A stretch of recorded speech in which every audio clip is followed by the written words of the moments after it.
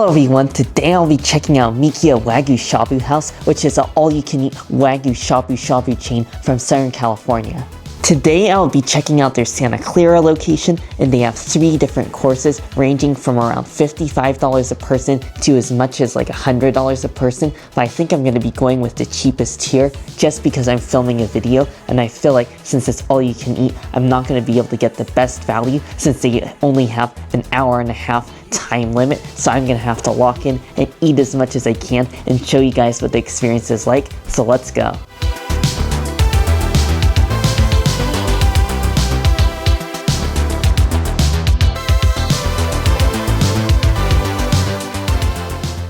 I just made here to the restaurant and I placed my meat course order, and then I ordered their 2 most popular broths since you can get a split pot. So I got their spicy miso and their sukiyaki broth. If you walk on over here, they have their vegetable area, and this is where you can pick up a whole bunch of various vegetables, and it looks like they have some udon noodles, and it looks like you have some little side dishes, and all this stuff is just to go with your hot pot. And right here is the beef bowl station where they have little bowls that you can fill up with rice and a little bit of beef and some toppings. Everything came out, the broth is already boiling away, and we have 6 different cuts of Wagyu, but to start I want to try out their specialty dish since the course comes with 1 specialty dish, and I decided to go for the bone marrow. And this is not any bone marrow, this is Wagyu bone marrow. So I'm just going to scoop it on to a little bit of our toast, which they give us on the side, and it is just so soft. I mean, we already know that bone marrow is basically like pure beef fat, and then with this Wagyu bone marrow, probably the most delicate bone marrow I've ever felt, just because when you scoop it off with the spoon, it's just really easy to come off. It's just like melted butter. Alright, here we go. My first taste of Wagyu bone marrow.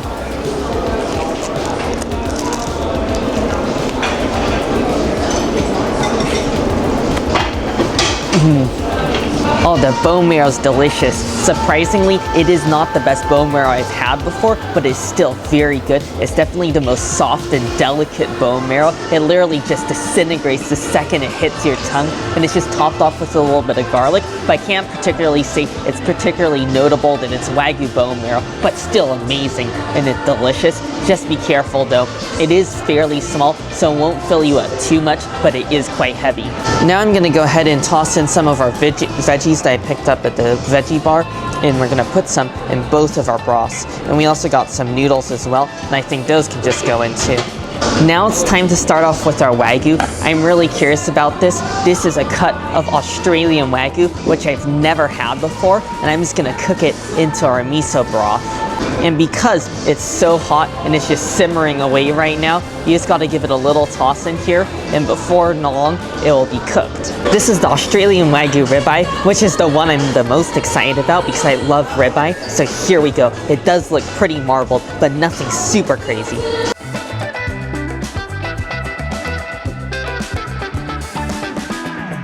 Oh, that is delicious. I really love the marbling on there because you got marbled fat throughout the meat, but it's not overly heavy or crazy like the Japanese A5 Wagyu. However, it doesn't have that quite iconic taste of Japanese A5 Wagyu.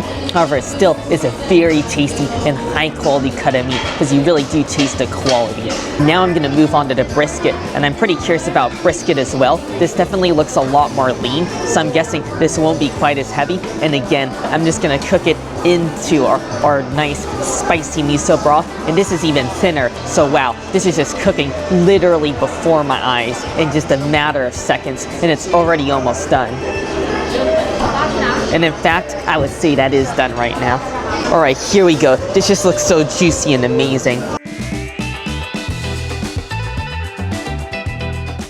First off, I gotta say that miso broth is amazing. I definitely notice it more with this cut because it's less fatty. The miso broth is just very slightly spicy, but nothing too overwhelming that's gonna cover up the taste of meat.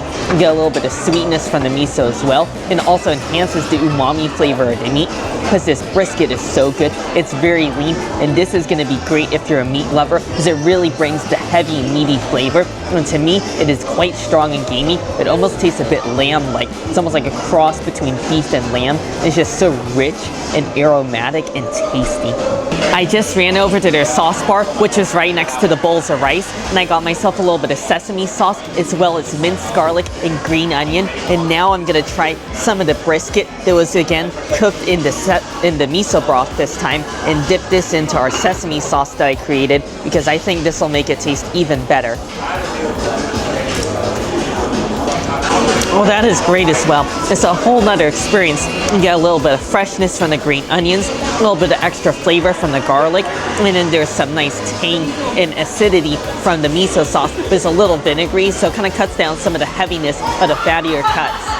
Now we're gonna go for the shoulder, which is the bottom layer. I'm pretty curious about this one as well. This one definitely looks like the thickest cut out of all of them.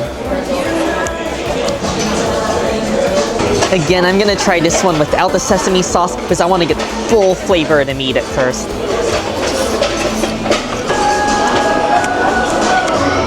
Oh, that is delicious. I really love the shoulder. It's a great balance between the ribeye and the brisket because it's not quite as fatty as the ribeye, but it's more fatty than a brisket. And this also has a great meaty flavor too. This one is not super gamey. It's more of like the flavor with the ribeye, but just slightly less fatty. Next we got the jidori chicken, and this is incredibly thin. I'm guessing this is some sort of Japanese breed of chicken. And I'm gonna go ahead and cook this one in our sukiyaki broth again. And this is just unbelievable how thin it is. I mean, it's just shriveling up as I cook it, and it almost reminds me of like a tofu skin because of the color and because of how thin it is. All right, here we go. I love how it's really thin, so it's very easy to cook, and I love that they're really thinking about your food safety. I'll be honest, that just tastes like your typical chicken breast. I can't really tell this their specialty jidori chicken, but it's still tasty, especially when you dip it in that sukiyaki broth. And I feel like you gotta give it a dip in a sesame sauce too for a little bit more flavor, but that's definitely not where your value's at. Your value's still with all the beef. Next, I'm gonna be going for the kurobuta pork, and this is definitely another more expensive cut of meat. If I'm totally being honest, I do not expect this to be as good as the shabu shabu that I had when I was in Kagoshima with the authentic kurobuta pork. I mean, obviously this is going to be imported and probably frozen, but I'm sure it'll still be tasty. That just tastes like a typical cut of moderately fatty pork. So again, maybe not the best value, but still not bad if you just want to change it up from beef.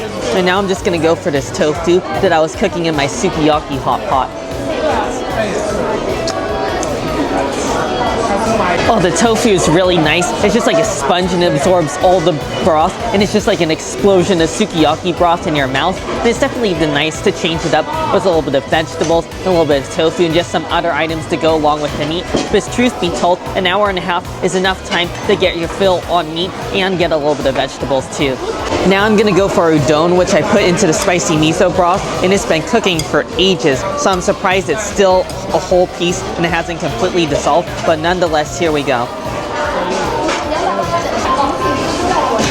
Oh, actually, that's not bad. It definitely still has a little bit of chew left. You still don't want to cook it forever, probably, but it does take a little bit of time to cook since they're still raw when they bring it out to you. And the udon is really great because I just love to have some starchy noodles to go along with my meat and vegetables. Next, I'll be trying these konjac noodles, which are wrapped up in these bundles for easy serving. These are yam noodles, and these are a must in any shabu shabu or hot pot meal that you eat.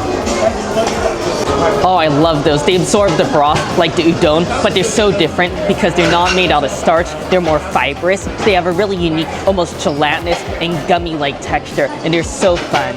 I'm an hour and 20 minutes into the meal, and I'm literally finished with all of my meat. I mean, I lost track of how much meat I ate. I'm literally speechless. As you can tell, I'm just like stumbling over my words because of how full I am.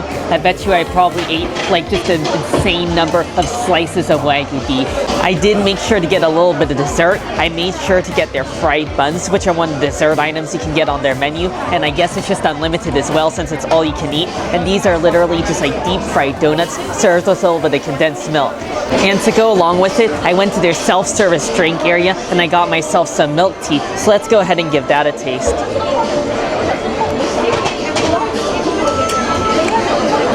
Ooh, Actually, their milk tea is surprisingly good here. I like this. It's not super creamy. It's more of a tea flavor, so it's really nice and strong and not overly sweet either. And it just feels so good after such a heavy hot pot meal, just to end it with a little bit of milk tea, because it's so refreshing.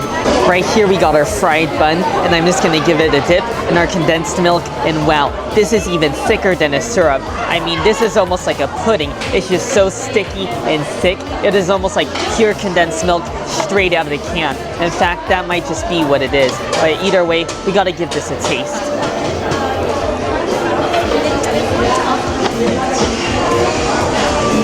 Wow, that is definitely lives up to its name. It's definitely a fried bun. It's definitely more of a bread than a donut. It's like a piece of bread that they deep fried, but so tasty. And it's not quite as greasy as I feared, so it's actually quite tasty. And I really love the crispy exterior. It's so fluffy, and the sweet condensed milk is just a finishing touch.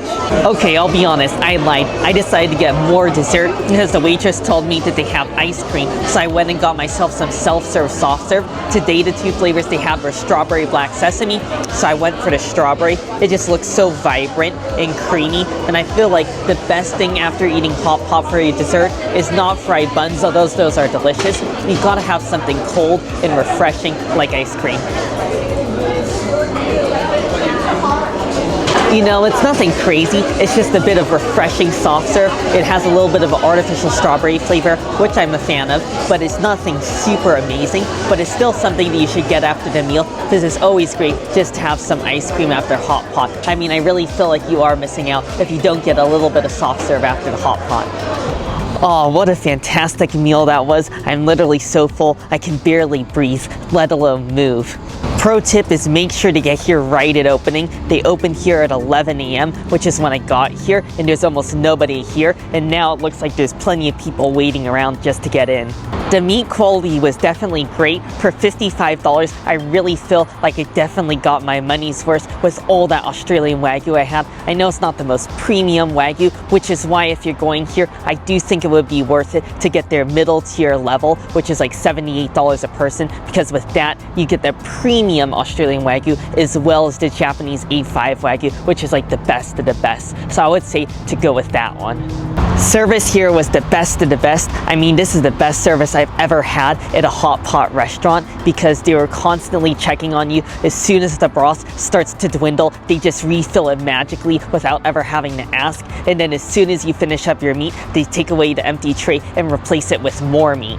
And because hot pot is messy, it often spills and splatters and dribbles, and they'll just clean it up, no questions asked. So I seriously thank them so much, because they're so helpful and so kind here. So definitely that is even more of a reason to try out this hot pot spot, just because the service is so great.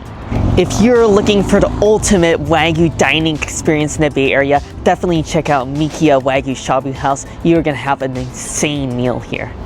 And as always, I really hope you all enjoyed the video. Make sure if you did, give the like, and also make sure to subscribe, and I'll see you in the next one.